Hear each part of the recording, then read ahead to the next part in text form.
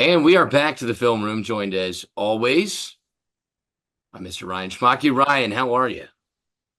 I'm doing great, Billy. How are you? Yeah, doing well. Coming off a big win Saturday. Got a chance to watch that, 65-16. We could use a little bit of y'all's defensive structure and certainly a little bit of that offensive explosiveness. So appreciate you taking the time this week. Of course, man. Yeah. Shout out the Washington Bears as always. Going to Elmhurst in the Chicago area tomorrow. Hopefully we can get another win. Interesting you bring that up. Peyton Thorne, Auburn's quarterback, Billy. Fun trivia.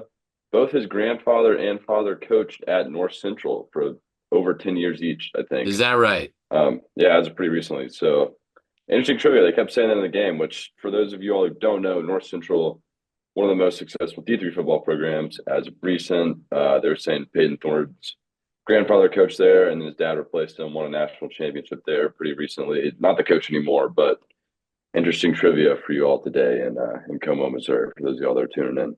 Yeah. So Coming in this week for Missouri, obviously homecoming, a big deal at the founding location, the original homecoming. Auburn comes into town. Two coordinators that have been around football for a long time. Hugh Freeze has obviously done it in the SEC, and say what you will, and I certainly have about him as a person, and some of the ways that his program can fluctuate from big games to small games. But he's a really good offensive coordinator, and he's about as good as anyone at scheming guys open. In some interesting history, Corey Batoon, who's Mizzou's defensive coordinator, was with him for about 6 years while Freeze was at Ole Miss. That's going to be a really interesting chess match to watch play out. And then DJ Durkin on the other side was a head coach at Maryland and has been around the league for a while. This is his third different program in the SEC in 3 years. So we'll see what they bring to the table defensively. Where did you want to start, Ryan, when you're talking about evaluating this Auburn team? well, let's start with their runs, Billy. I'm glad you talked about Hugh Freeze. Interesting. I listened to his press conference going into Mizzou week a little bit. He gave Eli Drinkowitz a ton of credit for all the work he's been able to do with the program. With the lesser Um, roster, did you catch yeah, that bit? exactly. Yeah, I was hoping to bring that up. So I was wondering, I guess if you're Missouri, yeah, for y'all who didn't hear it, or will you explain it, Billy? You explain what he was saying there. Yeah, well, he just went around. I guess he and Coach Drinkwitz are friends, and he was like, I really admire the job that a lot of coaches do in this league with lesser rosters. He mentioned Drinkwitz's name, Mark Stoops, Clark Lee as well, was kind of the comment he made. And, Missouri comparative to the rest of the SEC, sure. You pull up the 24/7 talent composites for whatever that's worth. Auburn's at 19, Missouri's 20, so technically right. And it's true that Missouri's probably at a talent deficit when it plays the upper echelon of the SEC, but we'll see if that's a little bulletin board material for the home guys on Saturday. We'll see. I'm sure he Yeah, meant nothing by it. I'm sure he meant it as a compliment, but you know how yeah, these things go. You know how these things go. you read my mind, Billy. Bulletin board. That's exactly what I was going to say. I think he meant it as a compliment, as you said, but I can guarantee you, Eli Drinkowitz has posted that up all over the locker room, lesser roster. If I'm a Missouri player, I'm probably saying that to some of the players on the field against Auburn. So we'll see what they do. But I will say, Billy, Auburn team, they've got some skill. We'll get into their offense first. First, I want to show back-to-back run plays. This is their first drive in the third quarter against Georgia, Billy. They hung in this game. Georgia, a good team. They were coming off that loss to Alabama, um, but still a good team, obviously. Auburn, I think, three touchdown underdogs hung in this game. They want to establish the run early, Billy. Um, they've got, throughout the year, the Hugh Freeze has been very vocal about quarterback play that it needs to be better.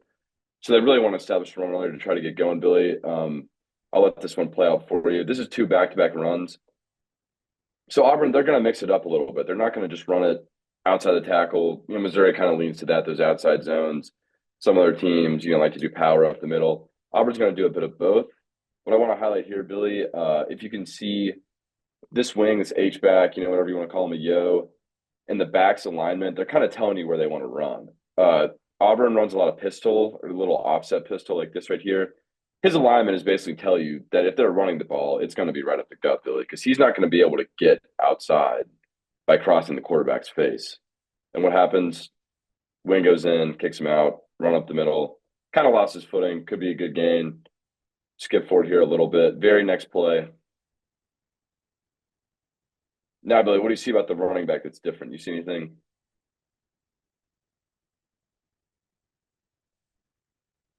Oh, I don't know if it's me, but I can't. I didn't hear Oh, anything sorry. you Yeah, just yeah. said. Well, on the first down run, you had the running back Oh, okay. offset, right? About a yard behind the quarterback. This time, right up on the similar alignment on that same plane, if we're looking horizontally. Exactly, Billy. Yeah. And kind of harder to tell. I think this wing is also lined up a little bit further out. They're basically telling you if we're going to run the ball here, Billy, it's going to be an outside zone, something like that. Also, note this wide receiver, he is close to the line. Auburn's going to do this a lot. We'll show this in some other clips. Get those tight split receivers to try to crack in on linebackers. Um, let's see that I predict it. Oh, it's almost like I knew it was coming. I'd already seen the play, but touchdown Auburn. This is something if you're Missouri, hopefully they're going over in those film meetings, keying on, when that running back is lined up. Here's a good view from the outside. You can see a lot of times when it's an inside run, this guy will be almost right behind him, or maybe that foot splitting his two legs. But no, he's further out. This running back right on that same plane. We're just gonna run outside zone. Like I said, right here we got that wide receiver cracking down on the linebacker. Let it play out. And now, Billy, Auburn's offensive line struggled a little bit in this game. Obviously, you're playing Georgia, who, if there's anyone you're going to struggle against, it's probably going to be Georgia. But I will say they've got some good skill at running back and receiver that, you got to honor if you're Missouri. Yeah, I mean, Jarquez Hunter is one of the best backs in the league. That was something that Missouri's talked about. And listen, at linebacker, they've had a lot of trouble tackling. You look at Chuck Hicks, Tristan Newsome. Um, Corey Flagg's been good in spots, but he's also a little bit undersized when you're compared to the average SEC linebacker. So, it's not only going to be about getting in gaps, which was a huge problem for them against Texas A&M, but when you find the gaps, you got to meet Jarquez Hunter in the hole. You're going to have to do it a lot. I'm sure he's going to be fresh out of the bye week and averaging up near 7 yards per carry this year. He's going to get the ball a lot. Yeah, Billy, exactly. Glad you hit on that about the gap integrity. Kind of leads us well into this next clip. Like I was talking about in the play before, a lot of times you're going to see these tight splits from the Auburn receivers.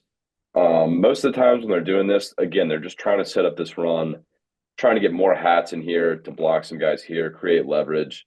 Oklahoma kind of out leveraged here. Like you said about those gaps, in these scenarios, even if you're technically like a pass defender, can be really in any coverage.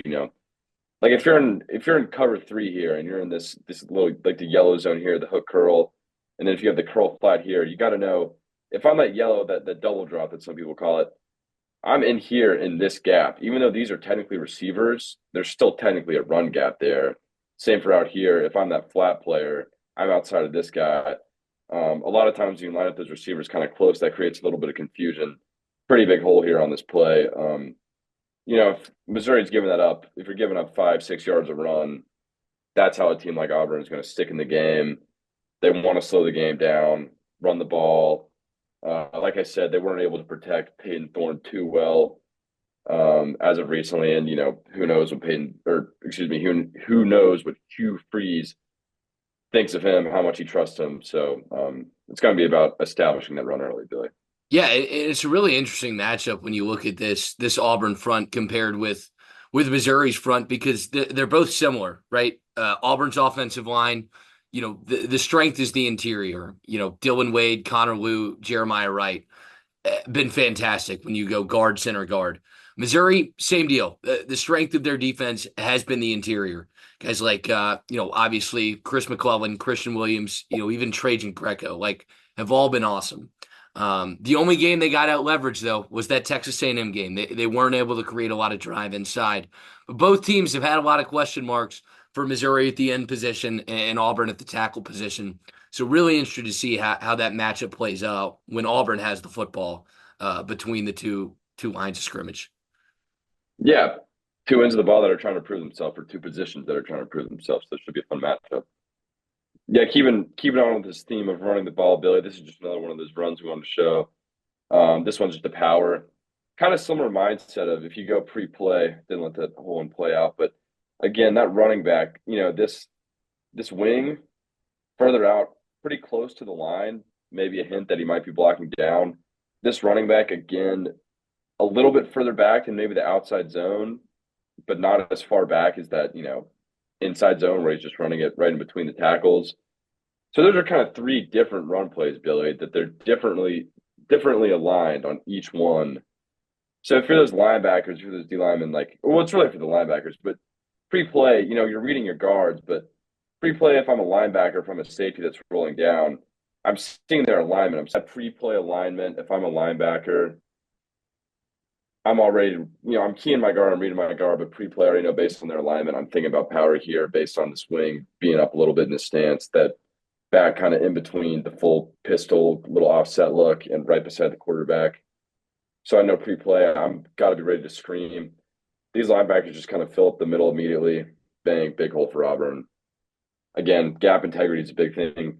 Billy, gaps, believe it or not, are fluid. And what I mean by that is if I'm a linebacker and I'm in this B gap right here, I'll rewind it a little bit. Say I'm this linebacker, maybe this D lineman's popping out, and I'm in this B gap right here. As soon as this guard is pulling, the gaps have shifted. This is really my new gap. And really, if we got a backside guy pulling too, the gaps just keep bumping over. So really the linebackers are the guys that got to correct those gaps changing. This play, they don't do it. They just run right up in the mesh, or the mess, excuse me. Gillarked in there. No gap integrity from Georgia there, and big game for Auburn. Yeah, and that was a scheme that really hurt Missouri in that Texas A&M game. Is that more about getting pushed from your interior guys, or is that about making sure your linebackers fill and flow to the right spots when they run that power Uh, stuff? I'm kind of a big proponent, or a big fan of the idea that if everyone is in their gap, if everyone is doing their job, you don't necessarily have to dominate your rep and get upfield as a defensive lineman. But if everyone's doing their job, then we're going to be able to stop that run. That's kind of my answer to that question. Yeah. A lot of people might have different opinions on that, but a lot of time if the defensive lineman, if they're able to get pushed and run upfield, sometimes that creates a bigger gap than it already is. Different teams have kind of different principles on that. Some defensive coordinators want the D lineman to be really aggressive and make plays. Same for the linebackers, just make plays. But some are more focused on don't run upfield, hold your gap. A lot of times as a D lineman, Billy, it's not your job to make the play. Your job is to hold your gap and build a wall in theory. A lot of defensive coordinators, defensive line coaches will say that, build that wall to stop that running back from getting anywhere. In theory, the running back, even if you don't tackle him, should literally have nowhere to go. So Hmm. that's kind of a long answer. But I think it's more about those linebackers correcting on those gaps and having Yeah. good gap integrity. And one of the interesting things Cole Kubelik brought up, who I think, does about as good of a job as anybody who's talking about line play, was in that Missouri game, kind of what Corey Batoon has always tried to do is create some movement by, you know, being a little bit more unpredictable with what gaps the defensive linemen are going to cover. Like, what you see pre-snap isn't always where they're going to be post-snap. They got burned by that in the A&M game. Drinkwitz made a comment before the UMass game that they kind of, I think, had a rethinking moment that maybe we're not good enough to do that, and they're going to play a little bit more straight up. Does that allow you to play more aggressively as a front seven guy, or just helps you free your mind a little extra of doing that one more thing? Yeah, well, I mean, when it comes to disguise, the most important thing is that you get into your best alignment to do your job before the snap. And like you said, a lot of times if you're moving around a lot, and whether this is in the secondary or at the D line, if you're doing a lot of movement pre-snap, you might not be fully ready to attack the play right when the snap happens. So yeah, I'd say if you're moving less, you can probably be more aggressive if you're a D lineman. But I do think there's also advantages to that movement. Might have a clip or two in from watching Georgia's defense, move around a little bit. Their defensive line move a little bit, and it gave Auburn some problems. So we'll see. If you're Corey Batoon, I think you got to look at some of their tape and see that Auburn has struggled with that movement and consider that. But again, there is something to be said for getting into your alignment right away. And so, yeah, we'll go and hit on this next play, Billy. This just kind of make the point that we've talked about RPOs in the past a little bit. Auburn, a team that likes these RPOs. Again, RPO run pass option. Pre-snap, it's a little blurry here, Billy, but you can see Peyton Thorne. He's staring at this cornerback. He keeps looks once or twice. I think there's a pre-snap read he's making, Billy, whether he likes, based on that corner's alignment. This corner's kind of he's not fully pressed, but he's down pretty low. But maybe they saw a tendency that this guy's gonna bail a little bit from this line if he's doing a little off press like he is there. Ends up bailing a little bit here. Pitch, first down. So yeah, I mean this is a pre-snap read. A lot of RPOs you'll see quarterback reading a linebacker, safety, whatnot on a slant, glance post, making a post snap. But this one's interesting because he's actually turning his back to that play, which you'll see a lot of teams do now. When the RPOs first got popular, a lot of times he's opening and looking for an RPO that way so he can keep his eyes on it. But this one's just a pre-snap read, Billy, that he's making with his back to the play. They have the option to either run the ball here, pass the ball. He's choosing to pass it. It's the right read. That's a key part of their offense. Yeah, we'll see how Missouri defends it. Their secondary struggled immensely this year towards the bottom of the conference. Their two corners are Toriano Pride and Drayden Norwood in terms of just straight coverage. So we'll see how they handle that. Later in that Oklahoma game, I don't think we included it, but it was Keandre Lambert-Smith running on that same corner, and he gave a little hitch after 8 yards. Defender bit, and then they threw the fade behind him. So going to be tough. That was something A&M hit with Missouri with too. So I don't know if that's Corey Batoon having to scheme his guys' help, especially in the boundary, because that's where they love to throw those RPOs. We'll see what they do to adjust. Yeah, we'll see. I'm a big fan of cover two to the boundary. A lot of times that kind of helps in those hitches. We'll see what Missouri wants to do there. Bringing this one up, Billy, just to say that, Auburn, when they're in front of the chains, when they're running the ball well, they can do what they want on third down. They can still potentially run the ball or, throw those RPOs. That's great. RPOs and running the ball, you're just trying to get 4 to 5 yards. If you can execute on that every single play, that's what Auburn wants to do. Hugh Freeze, in that pregame or that Monday press conference or whatever that he does, talked about being a more consistent football team. In past games, they weren't able to execute too well on consistently running the ball. We showed flashes of them having some good runs, having an RPO play, but they weren't able to do it consistently enough. Ended up back behind the chains, and a lot of times early against Georgia here. One thing that I thought that was interesting, he said, I think in an on-field interview that we're going to make Georgia earn this win. They were 3-touchdown underdogs, but they said we're going to make Georgia earn this win. And I think that kind of led to them being a little bit conservative on early third downs, Billy. Towards later in the game, they kind of started opening up more. But this is the first third down. This is interesting alignment that Auburn does. A lot of times they'll actually line up like this and then shift back into a normal alignment. I say this is weird, Billy, because, a lot of times when you have receivers off the ball, they're only about a yard off. That way they're still pretty close to the line of scrimmage. And for those of you all that are somewhat new to football or kind of fresh with the rules, every single play, the offense has to have 7 guys on the ball. The outer 2 guys are eligible. And then there's going to be 3 other eligible guys. A lot of times a running back, 2 receivers or something like that who are off the ball. But normally they're pretty close off the ball, like I was saying, be able to run the play pretty quickly. But this guy's 5 yards off the ball. But they end up just basically telling you what they're doing. They just run a quick screen to him. But conservative play call, get the first down on Georgia here on a 3rd and 12. That was the first third down of the game, I think. And I think the second third down of the game, they got in 3rd and 9. Exact same formation, fake that screen, QB draw the other way. That one didn't work. But I thought it was interesting because those are a screen and a QB draw are the 2 third down conservative plays you do when you're basically saying, all right, we might get the first down, but we're okay with just punting them the ball and making them earn it. So we'll see if Auburn kind of brings that mindset into the Missouri game where, they're again going to be underdogs. I don't know if they're going to want Missouri to, or make Missouri earn it like they kind of said in this game against Georgia, or they'll be a little bit more aggressive. But based on the past games, expect them to be a little bit conservative. So maybe still some scars from the turnover woes earlier in this year that have really cost them games, truthfully.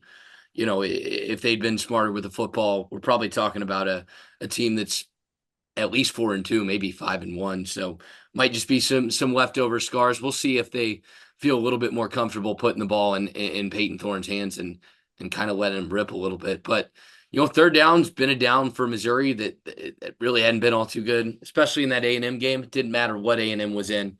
A couple times they ran it on third and long, beat Missouri, check downs, fade routes, quarterback scrambles. It really didn't matter. So, I think Missouri's gonna take whatever they can get if Auburn wants to take their foot off the gas on third down. Definitely, Billy. Definitely. We'll see how that plays out. Yeah, talking about Auburn being a little bit conservative. Just another example of this play I'm about to show you here, Billy, is an easy throw, easy pitch and catch. Again, their O line isn't the greatest, but they've got some good skill players at receiver. A lot of times, teams like that are just going to want to get those guys the ball, get it to them quick, make them make plays out in space. This is another example of that. You'll see this motion a lot from this slot receiver to the field, Billy. This is a design, it's really a screen for him. And I'll show you why I know that because right away we've got all these linemen. Let's see if we can see it a little bit before that. You're going to see this guard and tackle all release upfield to start blocking. You got the tight end receiver blocking too. Again, football rule, you can't have linemen blocking more than 3 yards downfield on a pass play unless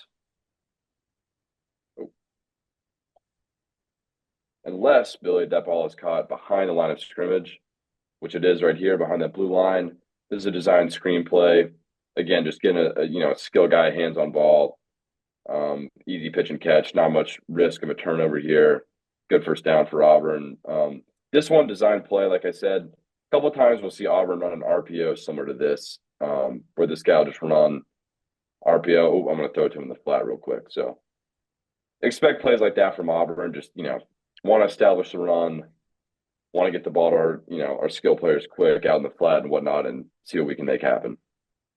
Yeah, it's definitely fun to see because this, the free scheme, it kind of evolved, as did Drinkwitz's offensive scheme from what Gus Malzahn did all over the years, and that was kind of the patented Gus Malzahn RPO that he brought was when they run that flat, and that's kind of your option is the handoff of the flat route. So it'll be fun to see how these two guys coach it on Saturday, and the flat's been an area Missouri hadn't covered all that well this year, so we'll see if they can figure it out. And Like we were talking about earlier, Billy, talking about that movement of the D line. This is something that Georgia did against Auburn a little bit.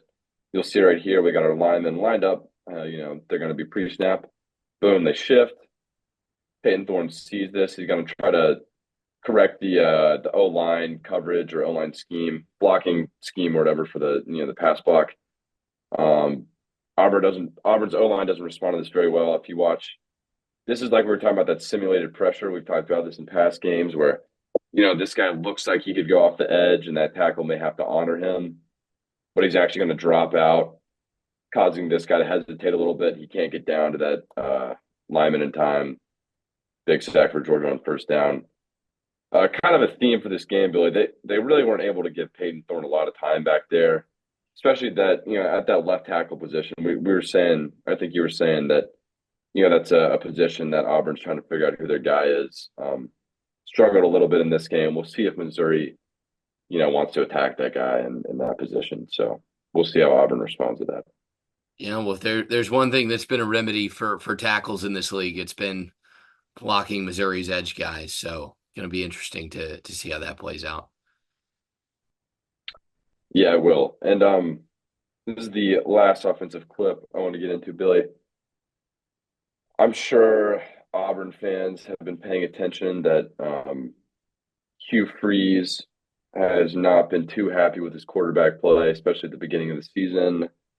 Say what you will about Hugh Freeze, whether you think that it's right for him to go to the media and complain about his quarterback play or whatnot. I don't know how I personally feel about it, but you're right. In this first couple games, turnovers cost him games, but I thought this play was really interesting in that Georgia game. This is a play. This is 4th and 1, Billy. And on the play before, they actually should have had the first down. A guy could have had it, kind of made a juke and got tackled before the line. 4th and 1, fourth quarter, at the beginning of the fourth quarter, they're still very much in this game. Pre-play, Billy, this is a designed run right up here, right kind of off tackle. We've got these 3 guys tight. We talked about that earlier. about these guys helping in that run game. Now, I want you to see what Peyton Thorne does here. He goes to the tackle, and he's going to say, block this guy right here. He said, that guy? Okay, we got him. Now he's going to go to the running back. He's going to say, come up here. Now you block that guy over there. He's going to say, me block that guy? Are you supposed to hand the ball off to me? He's going to say, no, block that guy. Ready, set, up. Boom. Block the guy. Nope. Up, up. Oh, no. All right. Other team has the ball. He's saying what? That running back is saying, I didn't. I missed it. I missed it. That running back is saying, well, don't look at me. He told me to do that. It's not my fault. Anyways, Billy, can you rewind it? Look, if he would have just handed the ball off here, pretty big hole right here, Billy. I mean, you got a DB, and this is what Hugh Freeze says in the press conference. He's saying, I got my guy against a DB at the yellow line. I completely think we're going to win that matchup. He said Peyton Thorne completely changed the play here. Thought he saw something, saw the wrong thing. Similar to Jared Garantano for Tennessee a couple years ago, Yeah, calling his own number. I don't know. I don't know if you remember that play. where he fumbles at the goal Anyways, line. yeah, exactly. Bama takes it all the other way. Again, they were in that game against a better team. Anyway, I bring this play up, Billy, just to say that there's a little bit of, I don't know if drama is the right word, but a little bit of confusion going on Yeah. in that Auburn locker room. This is a guy that really isn't too happy with his quarterback right now. I think Peyton Thorne played really good this game. You know, we'll see how this plays out with the season going forward. Yeah, that was, a little bit of disarray over there at Auburn. Just thought that was an interesting thing to hit on. Very pivotal play in that game. Probably should have just handed the ball off. I respect him for, having the guts to check to something he thinks he saw there, but say that all to say, a bit of disarray in the locker room. So Yeah, I pretty mean, interesting. Freeze spent about 2-3 minutes in the press conference this week talking about that play exactly. So there's definitely some tension, and even at the Oklahoma game, Thorne played really well throughout, and then it was one late pick six when Auburn was driving to try and put the ball game away. So we'll see what he's able to do, but. I mean, you're right. There was that whole Twitter beef with him and Bo Wallace. So certainly an awkward situation, but winning cures all ills, and I'm sure they're going to be desperate to get back on the right foot. Transitioning over here to defense, what do they present on that side of the ball?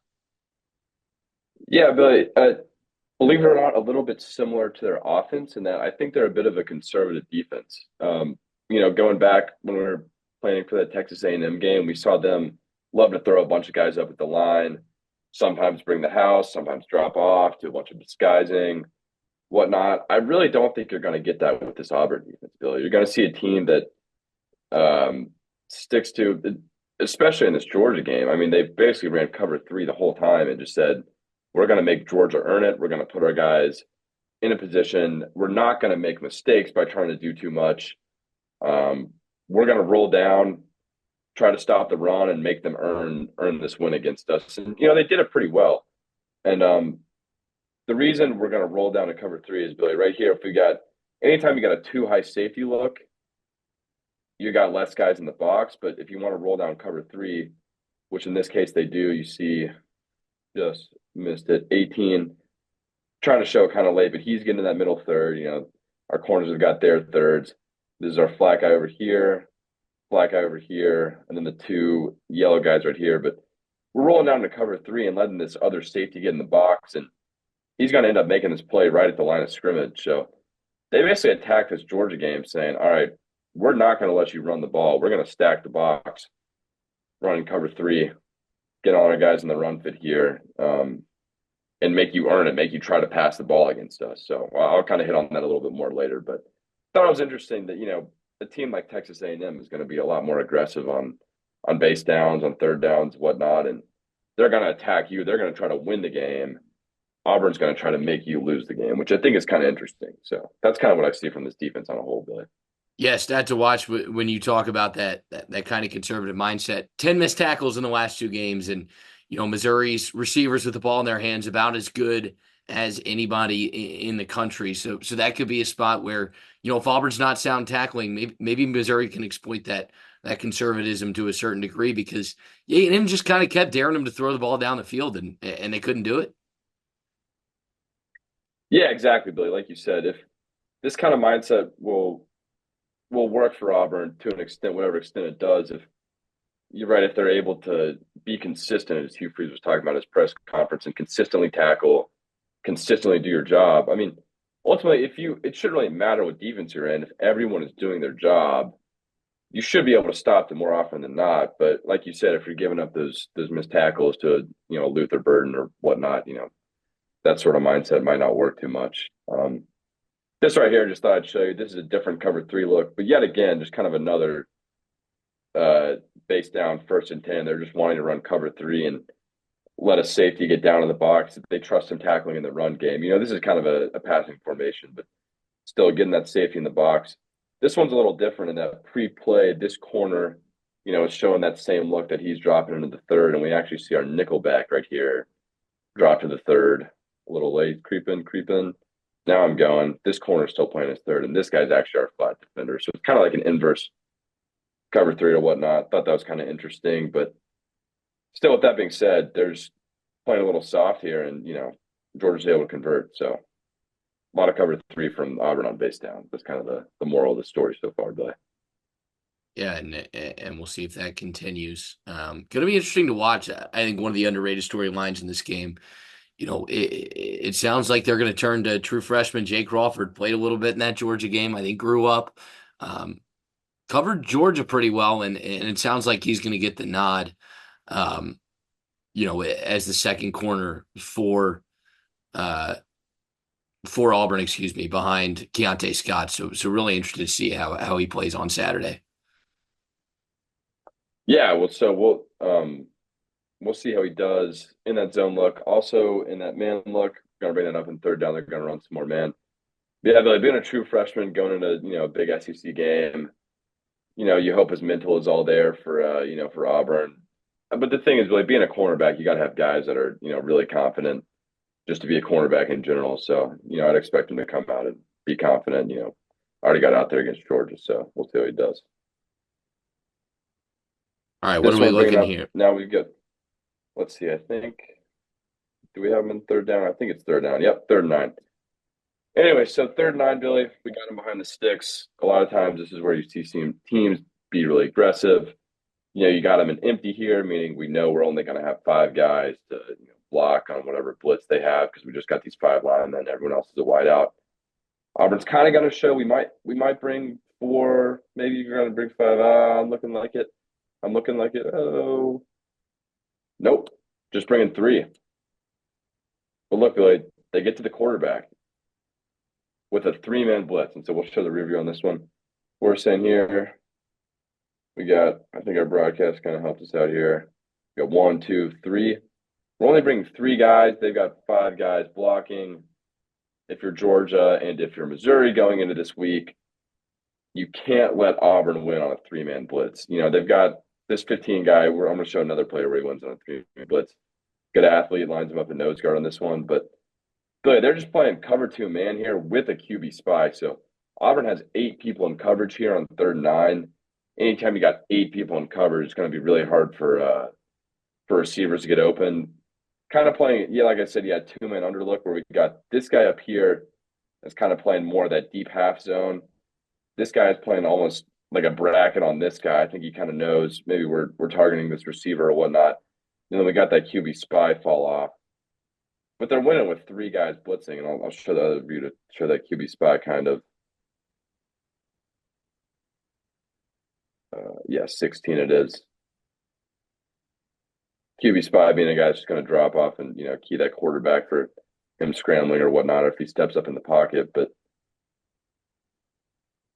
this is something that they did pretty well against Georgia. Billy, when they got him behind the script, they were able to sit back kind of conservatively and drop 8 in coverage and attack with only 3D linemen and cause problems. So we'll see how Missouri's O-line responds to that, how Brady Cook responds to that. As a quarterback, it's hard to find a receiver if you're dropping 8. I said that earlier, but we'll see how that plays out. Yeah, it feels like a long running tradition of Auburn having those dominant guys up front, and certainly no different this year. Yeah, exactly. Yeah, they've always seemed to have good D linemen. This is basically the exact same play, but I can't lie. When I saw that other one, I think I might have saw this one first. When I saw that other one, I was like, wait, I think I might have already watched this. We're gonna watch basically the exact same play. We're gonna watch third and third and four. Okay, little bit more third and medium, not really third and long, but still a third down. We think it's a pass down. Again, we're just kind of getting man to man. They're pretty much showing it here pre-snap, and then we're just gonna bring three, and boom, another win for 15. Only bring three. And so this one again, it kind of happened on the other one too. But talking about that simulated pressure, we're showing like we're bringing four. This guard thinks he's going to have to tackle or sorry, block this guy. Bang, he doesn't. He's left literally blocking no one. This guard up here is able to help on the defensive end because he knew he didn't have anyone lined up across from him. Whereas this guy had to honor him. So even though you're not blitzing this guy, you're basically tying him up. And now you got 15. It's really good D lineman on a one-on-one. Bang, another sack, only sending three linemen. So that's something that Auburn did well in this game. This is a little bit of a different coverage look. They're actually playing, I think they're playing cover one. Yep. They're playing cover one here. You can see we got motion. We're running with the motion here. That shows us we're in man. See if it play. Yep, here's that motion. Playing in man. This guy here. This guy here. He's on our back right here. These two guys are taking these two guys. And then this guy's going to fall off, and this guy's going to sit right here. And we're basically playing cover one with like two underneath hole players.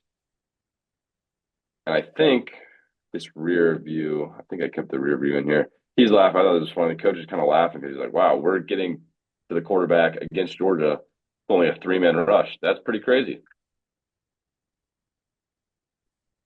And yeah, here's a good view of it. Bang, we got 9 and 12 basically playing this underneath hole.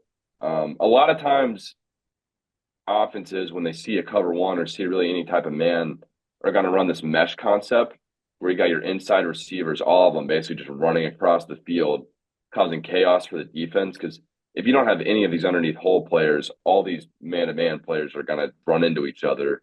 And a lot of times you'll see big plays on that. I know, Bill, you love that play in NCAA. If, you think the other team's playing man, I'm just going to send Luther Burden on the crosser. That's a big The one. defender's going to get caught up there in the muck, and then boom, big play, touchdown. But because they're winning these battles with a three-man rush, we can drop two guys to play underneath hole. Now they're basically playing zone coverage. But this is a first down if this guy's in here because see this guy get caught up, this Yeah, man-to-man guy. He's caught up. There's no way he's making that play right there. But like I said, Billy, we're winning right here with 15 in that one-on-one. We simulated pressure. Now we've got our one-on-one. Now we can have these two underneath hole guys. He's lashed on him. He's lashed on him. Bang, a little body slam to, end it off. Little 15 on 15 crime. So interesting how Texas A&M uses simulated pressure in a much different way. Would stack a bunch of guys at the box, do a lot of crazy thing. Whereas Auburn's going to kind of use it more conservatively, but they won on a couple reps here against Georgia. So we'll see how Brady Cook dices that up if they have any counters for that.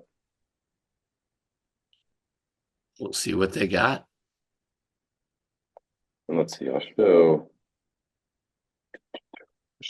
show a couple more run fits here just to kind of hammer in that point of I wish I had more to show you, but they just ran a lot of cover three on base downs, and Georgia tried to establish the run for themselves. We talked about Auburn trying to establish the run when they were on offense, but just another example of. Oh no, this is one I already showed. Sorry, but anyways, it's confusing because I do it the whole time. But Yeah, let's see. Yeah, here's another one. Auburn run fit.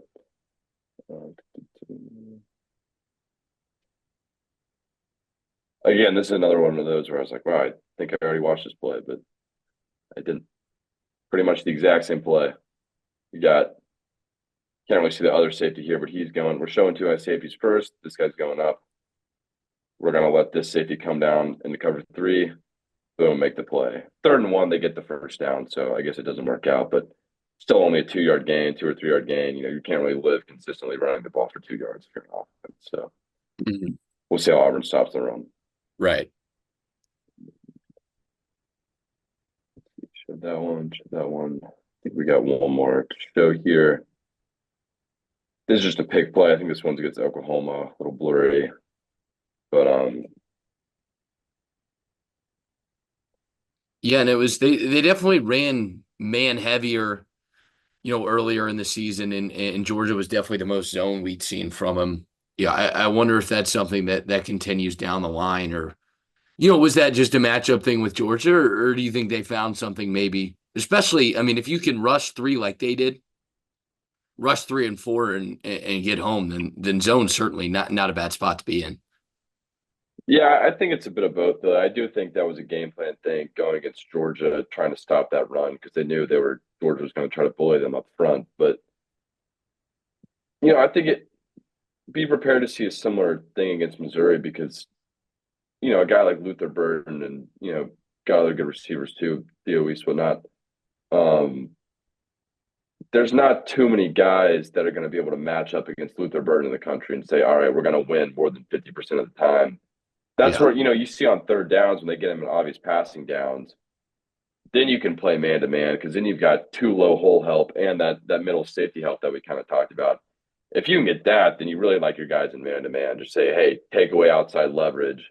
Other than that, you let them go in. We got people there. But in general on base downs, I would expect to see some zone against Missouri just because they succeeded pretty well at it against Georgia.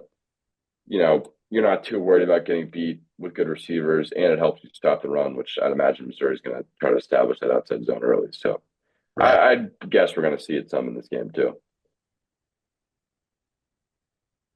And like you said, yeah, this is another one where earlier on we're showing a little bit more mana for Auburn. Pretty big play for Oklahoma, just a little pick play. This guy can't get to him. We got this safety. This is one thing I noticed. This is kind of what I wanted to hit on this play. I couldn't fully remember what I wanted to, but Auburn, interestingly, a lot of times this is basically cover one, and I think we're blitzing five. Yeah, we're bringing five, and we're playing cover one. This guy's on the back. This guy's here. A little blurry. That guy's here. That guy's here. That guy's here. A lot of times when you see cover one, Billy, or almost all the time, you just got that middle safety in here, right? Basically being a post protector. He's helping out really the slot guys or anything that's coming in deep post. Auburn, a lot of times, there was a play I showed earlier where it kind of looked like one guy was bracketing a receiver. It kind of seems like when they play cover one, they tell their safeties who they want to key on. This one kind of looks like he's getting over to this side to key on whatever guys are over here. That leaves, a tight end who may not be their best receiver open based on that pick play. So I don't know. I'd expect Auburn to kind of do that some against Missouri. Maybe like if we're gonna play man against them, our safety help is gonna lean towards them. A lot of times you may see it. And we saw some teams in the past, like A&M, do that double bracket type thing. That's something Right. you'd expect teams to do to Luther Burden. So that's kind of the coaching point on this one is see what Auburn will do with double teams and whatnot, are really helping on guys like Luther Burden. So should be interesting. Yeah, well, I tell you what, Ryan, appreciate the time, first of all, and second of all, you've had the crystal ball so far this year. So how do you see this one shaking out? Interesting spot, Missouri coming off a big win against UMass where they weren't tested all that much. Auburn coming off a bye week. I think both teams, after 6 games, pretty disappointed about where they're at. And both teams feeling like they're haven't quite reached their full potential yet. How do you see this one shaking out Saturday? Well, Billy, if there's one thing I know, I can confidently say that the Tigers are going to win this one. Um, I I feel like I was going to do that, but I think the Tigers are going to win, and I think it's going to be the good guy Tigers, Billy. I think Missouri's got this one in the bag. Um, I trust them. They bounced back well against UMass, maybe not the best of opponent, but nonetheless, I still think Missouri's confident in their abilities. I like Missouri's matchups as talking about a lesser roster. Really, a lot of games we've watched in the past, but like watching that A&M tape, I was like, all right, I think A&M might have the skill talent on Missouri here. They're going to have to see what they can do, but I really don't think Auburn is that much more special compared to Missouri. I really think Missouri wins that matchup in talent. I really hope they're posting that lesser roster stuff in the locker room because and it's going to get those guys fired up. I think they're fired up to play. I'm going to give it to the Missouri Tigers. I think they're going to get after them a little bit. I'm going to give them field goal. I think I'm going to give the Missouri Tigers 35 points. I'm going to give the Auburn Tigers 17. That's going to be my final score, Billy. I feel good Wow. about Missouri in this one. Okay. Both teams feel a little similar to me. In the sense that they've run the ball decently, but not great. Both defenses have been fine, but not great, or good really even. And I think in the end, it's just going to come down to quarterback play. I think both teams have been pretty underwhelmed with their passing game so far. For Auburn, it's just been more about the turnovers, and for Missouri, it's just been the lack of explosives. And so I think that's a big key. Obviously, running is going to factor into that a lot. And, defensively, if you're in front, then you get to throw when you want to. That's when you find yourself in good spots. So, really interesting spot for both teams. And I'm intrigued to watch this matchup and certainly applaud your confidence. We'll see how I feel tomorrow when I make my pick on the show. Yeah, I got to say, Billy, I trust Eli Drinkowitz. And I think I watched a little bit of what both coaches had to say going into this game. And, Drinkowitz after that A&M game. I really think Drinkowitz is still confident in his team and his players are going to rally behind that. Whereas, a Hugh Freeze, I think, is a little bit, more leaning on, Egotistical and ready to throw him under the bus any chance he gets. a little bit, Billy. Yeah, I think Missouri's more of a team than Auburn is. So I really think, I truly think that's going to play out in a game like this. I think that coaching matters in that sort of sense. So I think Yeah. Missouri's got this one. They're going to be confident going into this one, whereas Auburn, going to feel a little bit more on the ropes. And I think Missouri's going to come out confident and handle them pretty well. But we'll see. Obviously both teams a little disappointed. Could go anywhere, any final score. But yeah, like I said, Tigers are going to win this one. So I give you that. All right. Well, we'll appreciate your time. And as always, appreciate your expertise. Thank you all for taking a look inside the film room.